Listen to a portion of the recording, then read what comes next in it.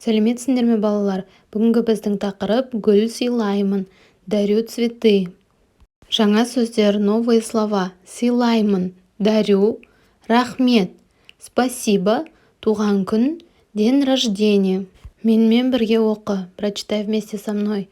Мен гүл сыйлаймын, сен гүл сыйлайсың, ол гүл сыйлайды. Қандай тамаша гүл. Суретке қара және оқы. Прочитай. Бүгін Анельдің туған күні. Саша Анельге шар сыйлады. Сегодня день рождения Анель. Саша подарил шарик. Анна кітап сыйлайды. Анна подарит книжку. Қанат лего сыйлайды. Қанат подарит лего. Мен гүл сыйлаймын. Я подарю цветок. Сен не сыйлайсың? А что ты подаришь? Оқы, прочитай. Анель саған раушан гүлін сыйлаймын. Анель, подарю тебе розы. Рахмет, Алибек. Раушан қандай тамаша. Спасибо, Алибек. Какая прекрасная роза. Бірінші тапсырма, мәтінді оқы, послушай и прочитай текст. Ертең Аннаның туған күні. Завтра день рождения у Анны.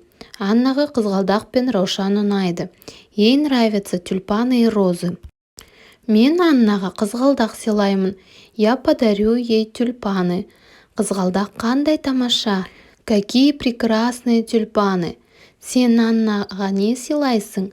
Что ты подаришь Анне? Екінші тапсырма. Диалогты толықтыр, көп нүктенің орнына өзің білетін гүлдердің атын қойып айт. Дополни диалог. Вместо многоточия вставь цветы, которые ты знаешь. Апай сізге раушан сыйлаймын. Рахмет, Саша. Раушан қандай тамаша. Анель, саған қызғалдақ сыйлаймын. Рахмет, Қанат. Қызғалдақ қандай тамаша.